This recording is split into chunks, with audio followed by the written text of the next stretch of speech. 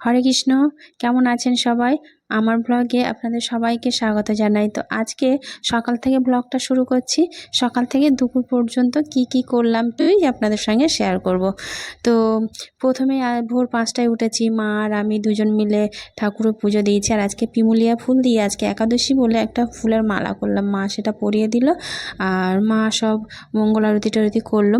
তো আজকে ভাদ্র মাসের কৃষ্ণপক্ষের এটা অন্নদা একাদশী।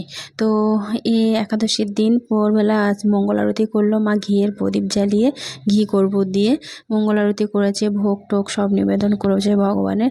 তারপর তুলসী মঞ্চে আমি আর মা জল দিয়েছি, জল অর্পণ করলাম। করে তারপরে আমি প্রতিদিনের মতন মার পুজো পাঠ হয়ে গেলে আমি গীতা পড়ে নিলাম। মানে এই গীতা পড়াটা আমার প্রতিদিনের অভ্যাস। মানে 2-3টে যাই শ্লোক হোক আমি পড়ি। তো রেগুলার 5টা করে শ্লোক পড়ার চেষ্টা করি, যেদিন হয় না 2-3টে ঠিক নেই। তবে যাই হোক, গীতা টিতা পড়ে তারপর তো চলে আসলাম রান্নাঘরে। মানে ছেলে মেয়ে স্কুল আছে আর আমারও সেন্টার আছে। তো যাই হোক, আজকে আর ভাত করলাম না সকালবেলা। আমার ছেলে বলল যে মা আজকে ভাত খাবো না, আজকে একটু অন্য কিছু মানে টিফিন বানিয়ে দাও। তো বললো একটু দুধ খাবো, মেয়েটা বললো দুধ খাবো, ছেলেটা বললো ছাতু খাবো। ঠিক আছে, একটু ছাতুটাই করে দিই। 1 গ্লাস করে ছাতু খেলো আর একটু পাস্তা করে দিলাম, একটু বিনস আর গাজর আলু দিয়ে পাস্তা করে দিলাম, একটু টমেটো, যেহেতু আজকে নিরামিষ খাবে আজকে একটু সসটা দেবো না, তো টমেটো দিয়ে দিয়েছি। আর একটু শসাও কুচিয়ে দিয়েছি, একটা কাঁচা লঙ্কা 3-4টে গোটাই দিয়েছি, দিয়ে পাস্তাটাকে ভেজেছি। যেহেতু মেয়ে লঙ্কা খায় না, তো ছেলেকে বেঁচে দেবো আর ওর বাবাকেও দেবো, তো হয়ে যাবে। তারপর ওরা স্কুলে চলে গেল 7:15-20 বাসে। স্কুলে চলে যাওয়ার পরে আমি বাড়ি এসে আমি আর আমার মা দুজন মিলে 16 মালা আজকে জপ করে নিলাম আগে। মানে যেহেতু আজকে একাদশী, তো প্রথমে আগে 16 মালা জপ করে নিয়ে আবার সেন্টার আছে। তো মা বললো আমি রান্না করছি, তুই একাদশী কি রান্না করবি সেটা করে নাও। তো মা এদিকে রান্না করছে, এদিকে আমি একাদশী রান্নাটাও বসিয়ে দিয়েছি, যেহেতু সেন্টারে যাব তো সেই সকালই করতে হবে। তো যাই, সাবুটা আগেই ভিজিয়ে দিয়েছিলাম, মানে ছেলে মেয়ে স্কুলে চলে যাওয়ার পরে সাবুটা ভিজিয়ে দিয়েছিলাম। আর আমার উনি ফল সবজি টবজি সব কিছুই এনে দিয়েছে।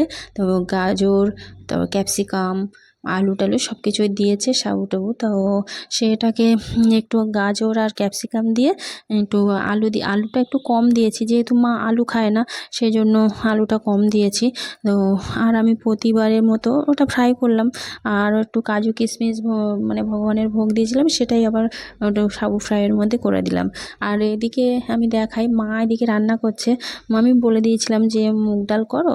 আমার মেয়ে বলেছিল গতকাল যে ডাল আর পাঁপড় ভাজা খাবে, তা পাঁপড়টাকে আগে ভেজে নিচ্ছে আর মুগ ডালটাকে আগে ভেজে জলের মধ্যে ভিজিয়ে রেখে দিয়েছে। তারপর পাঁপড় ভেজে, আলু ভেজে, কাঁচকলা ভাজা, মানে কাঁচকলা ভাজাটা আমার উনি ভীষণ ভালোবাসে, তো ছিল, মা বললো ওটা ভেজে দিই, পলাশ খাবে। তো যাই হোক, মা এদিকে রান্না করছে আর আমি ওদিকে সাবু ফ্রাইটা আমার তো হয়ে গেছে। আর এবার সাবুর পকোড়া বানাই। তো সাবুর পকোড়া আমি একটু আলু সিদ্ধ করে সেটা দিয়েই বানাই। তো মা আলু খায় না বলে একটু কুমড়ো সিদ্ধ করে সেটা দিয়ে বানিয়েছি। কুমড়ো আর সাবু একসঙ্গে মাখিয়ে নিয়েছি কাঁচা লঙ্কা দিয়ে, আর একটু বাদাম বেটে দিয়েছি, দিয়ে সে সাবুর পকোড়াটা করলাম। আর রান্না ওদিকে হচ্ছে, আমি আবার বলছিলাম যে আমি সেন্টারে যাব। মানে যতই যাও উপোস করো পাপোস করো যাই হোক, যা বার ব্রত যাই কিছু করো, পুজো পাঠ, তো প্রফেশনাল কাজটা কিন্তু মানুষের আগে। তো প্রফেশনাল কাজে ফাঁকি দিলে কিছুই হবে না, কিছুই চলবে না। তো প্রফেশনাল কাজটা করতেই হবে যত যাই করো। তো যাই হোক, এদিকে আমার রান্নাবান্না প্রায় কমপ্লিট। মানে পেঁপে আলুর তরকারিটা বসিয়ে দিয়েছি, দিয়ে ফুটছে। মাকে বললাম যে আমার তো দেরি হয়ে গেছে, তুমি এটা একটু করে নিও বলে তারপর চলে গেলাম। তারপর বাড়ি এসেছি তখন 2টো বাজে। মা আর আমি প্রসাদ পাচ্ছি। কি প্রসাদ সেটা তো আগেই বলে দিয়েছিলাম। সাবু ফ্রাই করেছিলাম গাজর ক্যাপসিকাম আলু দিয়ে, আর একটু কুমড়ো আর সাবু দিয়ে একসঙ্গে সাবুর পকোড়া বানিয়েছিলাম। আর বাদামের স্যালাডটা না ভীষণ ভালো লাগে খেতে। মানে আলু সিদ্ধ করে আর শসা কুচিয়ে, লেবু দিয়ে, কাঁচা লঙ্কা কুচিয়ে, বাদাম ভেজে ভীষণ ভালো লাগে খেতে। আর রান্নার আগে বাদামটা আমি আগেই ভেজে নিই, মানে একাদশী রান্না করার আগে বাদাম সব কিছুতেই একটু দিই। তারপর পেঁপে আলুর তরকারি করেছিলাম, মানে রসা টাইপের, সেটা নিয়েছি। আর ভগবানকে সকালবেলা ভোগ নিবেদন